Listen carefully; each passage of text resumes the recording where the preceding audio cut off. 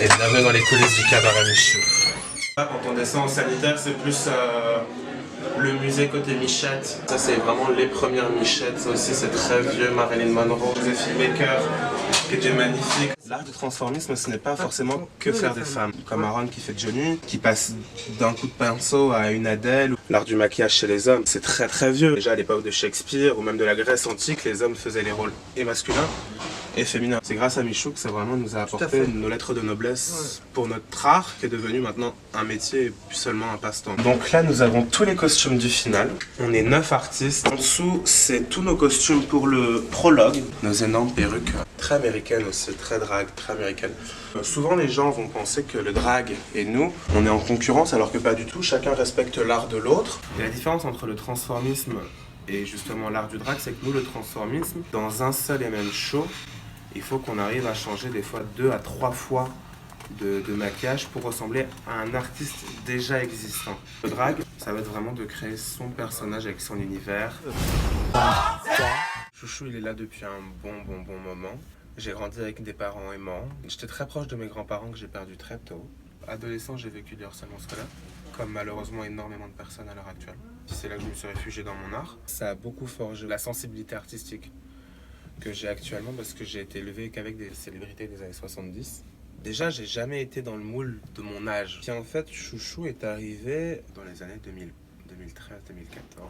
J'étais très drag queen old school. Un jour, j'ai un ami de la famille qui vient manger chez mes parents et qui leur dit mais il a des perruques, il a des talons. Michou, est-ce qu'il connaît Cabaret Michou? Et je me suis dit bah hop, allez, on se lance dans le transformisme. Puis Michou accordait une importance aux rondes. Avant que j'arrive dans cette génération de Michettes qu'on est actuellement, il n'y en avait pas. Au début, on m'a engagé parce qu'il manquait une ronde et je voulais pas que ce soit encore la grosse qui fasse rire. Moi, je me suis dit mais qu'est-ce que je vais venir faire là-bas en fait? Donc bon, j'ai envoyé ma vidéo en me disant ça va pas le faire. J'ai reçu le mail de Marie-Pierre me disant on aimerait te rencontrer. Donc j'ai été formé en 1 mois. Il a fallu créer des costumes, il a fallu créer des perruques. Le sort de la première, ça vient plus vite que ce qu'on croit. Ça a été une aventure, la première rocambolesque, le stress que ça a été. Ça s'est extrêmement bien passé. Au-delà de trouver des collègues, j'ai trouvé une famille. Le soir, on a enchaîné avec la sortie du livre où on a des gens qu'on admire comme Liane Folly, ou Annie Dupéret, ou même des anciennes Michettes qui étaient là. Les icônes que maintenant les jeunes admirent encore à l'heure actuelle, comme Josephine Baker, qui venait au cabaret, Dalida qui habitait dans les rues derrière, donc elle venait en voisine. Je suis le seul à ne pas avoir eu l'approbation de Michou, donc je me dis mais je suis peut-être pas légitime. Syndrome de l'imposteur, on se dit pourquoi moi et pas quelqu'un d'autre. J'ai la chance d'être au milieu au prologue et d'être au milieu au final, donc ça met la ronde en valeur. Tu vois déjà, et ça je trouve ça très politique. Et puis je trouve qu'on vit dans une société où les rondes n'ont pas leur place. C'est très féministe ce qu'on fait. C'est une ode à la femme. C'est qu'on la magnifie, on essaie de lui rendre hommage.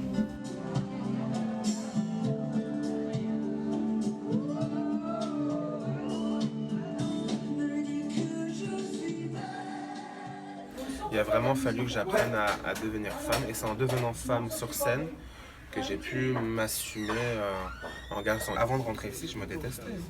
La scène m'a beaucoup aidé à assumer mon physique. On est toujours en recherche perpétuelle de la perfection. On essaye de se renouveler. C'est pas facile parce que notre métier est d'oublier qui on est nous et rentrer dans la peau d'autres personnes pour faire rêver le public. Et j'essaye de laisser vivre Antoine autant que Chouchou parce que sinon on s'y perd. Tant que le cabaret Michou voudra de moi, je resterai. Parce que c'est pour moi la plus belle expérience professionnelle, puis j'oublie pas d'où je viens et qui m'ont donné ma chance. Et bien sûr, dans 30 ans, je me vois encore ici. Tant qu'on aime ce qu'on fait, tant qu'on aime qui on est, même si je sais qu'il y a des fois où ça peut être pas facile de s'accepter, aimez-vous, vraiment aimez-vous. Et tant qu'on s'aime soi-même, les gens autour le verront.